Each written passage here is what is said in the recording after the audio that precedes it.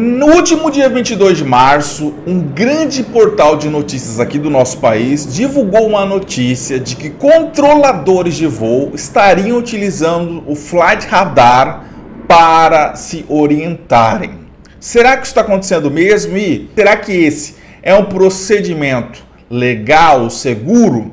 Vamos descobrir agora.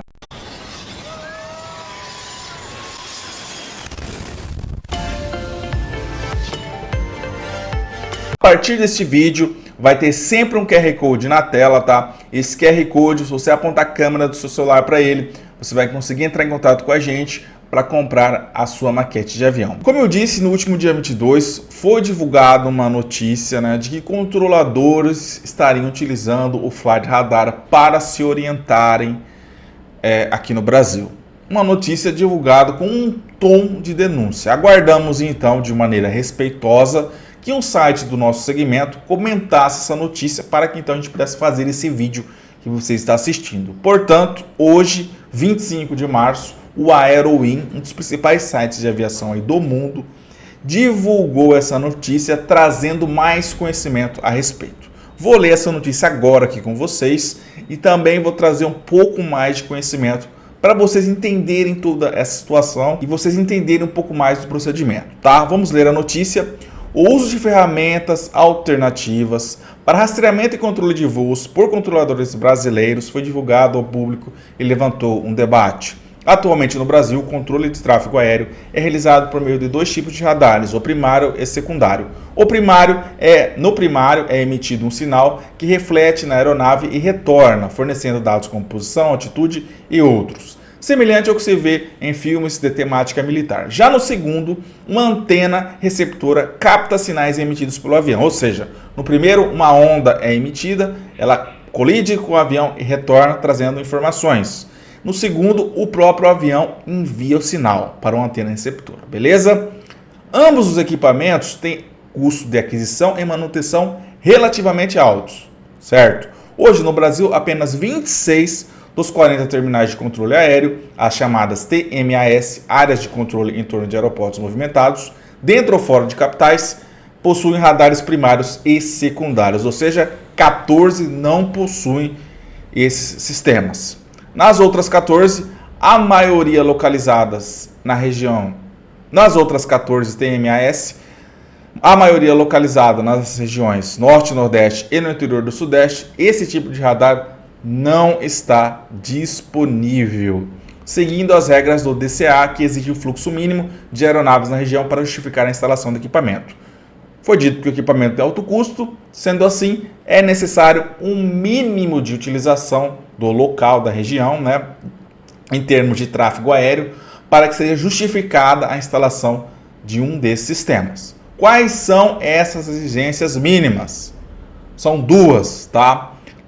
Primeira, exigência A, 45 mil pousos e decolagens por ano, sendo 10 mil de companhias aéreas regulares, companhias aéreas aí do transporte de passageiros. Isso dá 124 pousos e decolagens todo santo dia. Atingiu essa cota, é justificada então a instalação de um desses sistemas, ou o primário ou o secundário.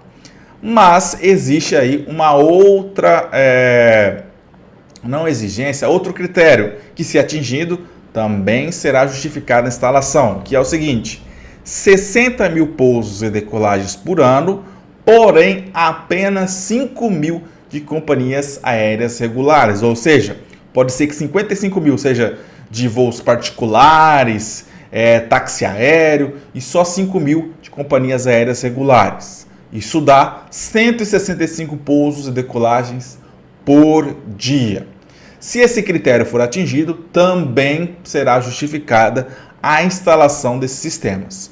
Não atingindo o critério A ou o critério B, tá? Não precisa atingir os dois simultaneamente, não é justificada a instalação mediante as regras atuais, tá? Pode ser que ano que vem ou esse ano isso mude, e aí a gente tem que fazer um outro vídeo atualizando, mas esses são, no momento da gravação desse vídeo, os critérios que justificam a instalação desses sistemas, tá? Sendo assim, em 14 locais, esses critérios não foram atingidos, portanto, não há sistema primário ou secundário de radares, tá? Continuando aqui a nossa notícia. Detalhe, tá? Que eu vou falar mais para frente. Nos locais que eu não tenho esses critérios atingidos, não tenho sistemas de radares, esses 14 locais farão o gerenciamento dos voos de 1.600 metros a 6.000 metros de altitude, tá? Acima disso, já são as outras localidades que fazem o controle, beleza? Continuando a matéria, uma reportagem do portal, aí o Aerowin já vai citar aonde que foi divulgada essa notícia, o G1, publicada neste sábado, né, 22 de março, mostra que controladores brasileiros estão utilizando ativamente a plataforma FlyRadar 24 para monitorar voos em aeroportos que não contam com radares. Veja bem, quem disse isso foi o G1, o Aerowin está noticiando e eu estou noticiando apenas. Essa plataforma online é gratuita, funciona com a tecnologia ADS-B. Presta muita atenção aqui, que eu vou fazer uma análise para vocês sobre isso. Desenvolvida no início do século, desse século, né, nos Estados Unidos, para substituir os radares secundários. Nela, a aeronave transmite automaticamente sinais em todas as direções, com informações sobre altitude, modelo do avião, velocidade e rumo, baseando-se em dados do GPS e de outros sistemas de bordo. Ou seja, o avião que tem esse ADS-B fica transmitindo informações para que então receptores captam essas informações e que ali forneçam para ou curiosos, né, da aviação ou até mesmo alguém que esteja gerenciando um voo, tá? Mas veja, você precisa ter o sistema de recepção, o receptor das informações enviadas pelo ADS-B. O custo de operação do ADS-B é muito inferior ao de outro tipo de radares. Legal. Além de permitir a transmissão simultânea de um volume maior de informações. Isso possibilita, inclusive, a troca de dados entre aeronaves durante o voo, como alertas sobre informações meteorológicas adversas. Como parte do programa Next Green da FAA, o uso do ADS-B é obrigatório nos Estados Unidos, onde radares secundários estão sendo desativados e suas informações integradas às telas dos controladores. Olha que legal, os Estados Unidos está bem à frente. No Brasil, a presença do ADS-B, e aqui está a jogada, em aeronaves, será obrigatória a partir de 2030. Qual que é o problema aqui? Veja que ainda não está sendo exigido, pelo que está sendo noticiado aqui, eu não li a lei, tá? Só será obrigatório a partir de 2030. Ou seja, o FlyRadar é preciso, mostra informações, só que tem aeronaves que estão voando que não estão transmitindo, né? Que não estão utilizando o ADS-B por conta dessa obrigatoriedade, tá?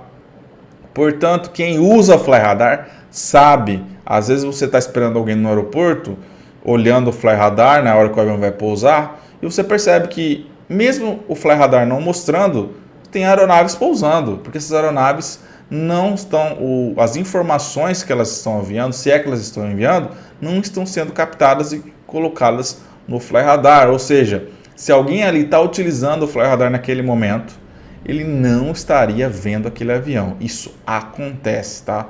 Quem usa o FlyRadar vai entender o que eu estou falando. Plataformas como o FlyRadar 24, AirNav Radar, ADS-B e FlyWare utilizam receptores instalados por entusiastas da aviação, né, que é o que eu falei, o ADS-B transmite, mas precisa dos receptores, né, que a baixo custo captam os sinais ADS-B emitidos pelos aviões e processam esses dados, disponibilizando-os em seus sites de maneira acessível. Essas informações são consideradas confiáveis e são utilizadas, inclusive, em investigações de acidentes aeronáuticos, tá? Continuando, né, nesse contexto, os controladores brasileiros têm recorrido à plataforma para aumentar a segurança, alegando se sentirem menos seguros em TMAS, sem radares primários ou secundários, onde ficam as escuras, conforme relataram ao portal G1, né? O problema em si não é a tecnologia ADS-B, mas o fato dela não ter sido adotada oficialmente pela ANAC e pelo DECEA. Dessa forma, os controladores não têm acesso a ferramentas disponíveis na tela comum de radar, como a possibilidade de traçar trajetórias de voo com um clique do mouse a partir da posição da aeronave, facilitando a organização e o espaçamento entre os voos, tá? Em nota, o DCA afirmou desconhecer essa prática por parte dos controladores militares e destacou que a comunicação é a peça fundamental no controle de voo, ressaltando que os pilotos também fazem parte do sistema e são responsáveis pela própria segurança. Vou deixar para vocês o restante da notícia aí, dando, claro, os créditos ao Aerowin. E chegamos à conclusão que falta no Brasil os órgãos regulamentadores reconhecerem o sistema e integrar tudo isso ao atual sistema, mudando as normas e leis permitindo o uso desse sistema, tá? E, se possível, adiantar essa obrigatoriedade do ADS-B em todas as aeronaves.